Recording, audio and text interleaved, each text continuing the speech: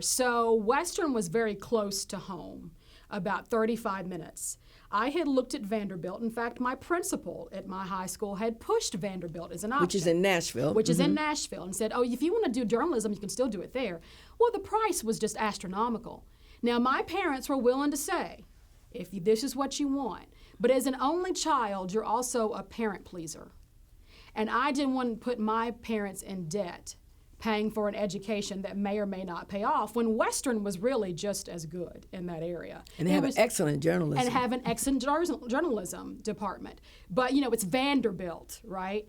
And so I toyed with it and then thought Western was throwing some money, and there was the incentive, I don't know if they still call it that, the incentive grant, which allowed kids who live within 100 miles of the university to come in on in-state tuition as opposed to out-of-state tuition.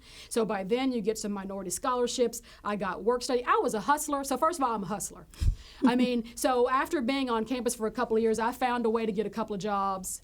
And then I worked a couple of off-campus jobs, even though I really didn't have to. It was just about practicing work, because I knew I wasn't always going to be in school. And so then when I finished Western, and the college has been tremendous, was tremendous to me and still is. I'm on an advisory committee down there for the communications department. I send them money. I'm really tight with that community and still try to maintain those connections. Western had offered me, when I finished my master's degree, they said, you know what, we'll pay for a PhD if you come back. Right, one of those forgiveness loans. If you come back and teach for 5 years. I was 24. I had been in school for all of those years, and I thought, I'm ready to go do and see how this works. But I haven't completely, closed the door on the idea of maybe doing that much, much later in life. But I was very blessed at Western, and at the time, of course, the university is much larger than it is now. But I will tell you a key to how I chose political science and government, or political science and journalism. My first African-American instructor, professor, educator, because I didn't have any black teachers growing up, was Dr. Sandra Audrey, someone who I need to submit to the, Civil Rights Hall of Fame.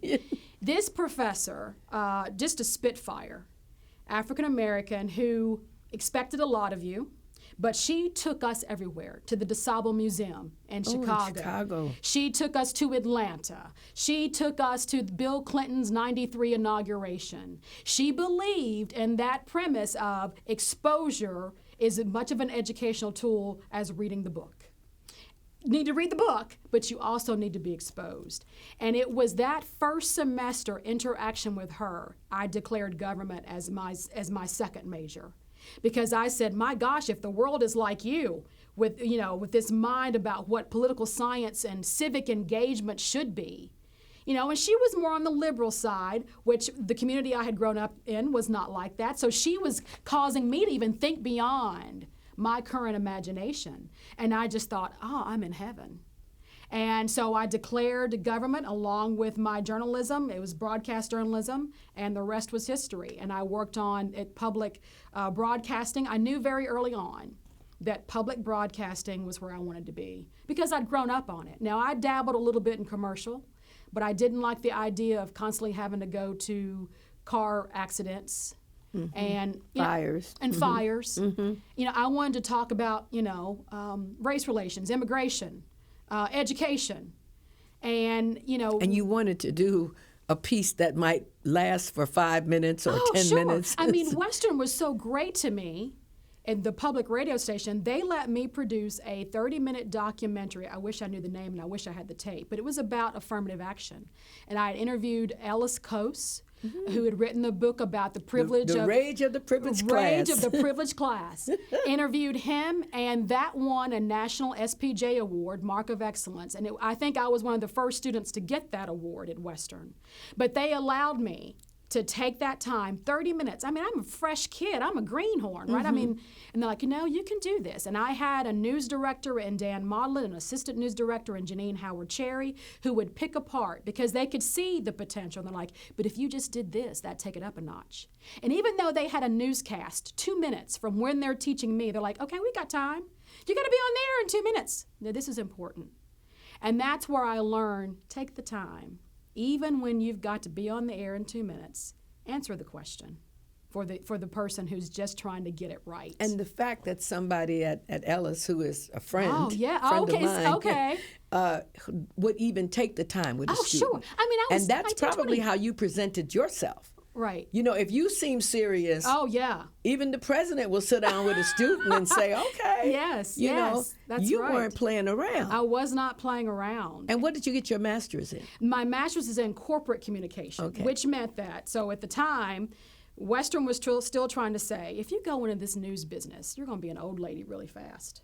You know, we'll let you formulate your own kind of program if you stay here 2 more years and get your master's. And you can still dabble in journalism and broadcasting. So I still worked for Western's public television and radio and a Fox affiliate and was a teaching assistant. And I taught speech classes.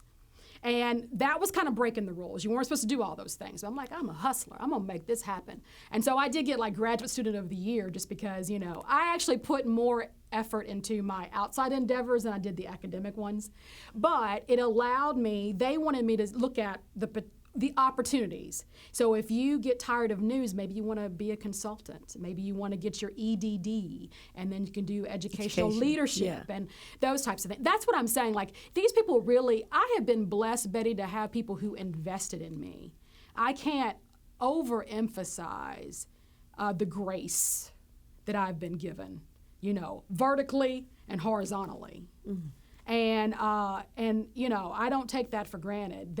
And these were people who were very different from me, but I just worked, and I would just talk to them. And you know, I mean, it's not always about the professor, you know, engaging the student. Sometimes the student has to engage the professor. Yes. To tell him, I'm the real deal here. I'm trying to just make it, you know, and I haven't quite figured out what my place is, but I did. And I hadn't even looked for a job when I was doing my comprehensive examinations to get my master's degree. And everybody's asking me, Renee, you know, what are you going to do now? I'm like, I really don't know. And I was like, but something's going to happen. And like 2 or 3 days after that, after I told someone that, I get this call.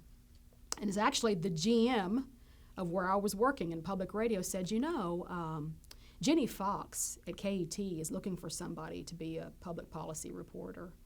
And I've put your name in for that. I recommended you. I can't give you a full-time job, but I think you'd be great for KET. And Jenny said, well, send her on. I mean, that's a God thing. Mm-hmm. And I came. I didn't think the interview went that well. I met all Why? these different people. Well, I was so nervous. Mm-hmm. And I don't know, just some of the interaction. You know, these were very seasoned people. It was Bill Goodman, who couldn't have been nicer, and the senior producer, Deidre Clark, and of course I met the CEO and the deputy director, who at that time was Donna Moore, who was the programming and a production person, and the other production director. And I don't know, I didn't feel like I didn't get the job, but I felt like I probably didn't do the best interview. But they called. And right after Christmas, I moved up here.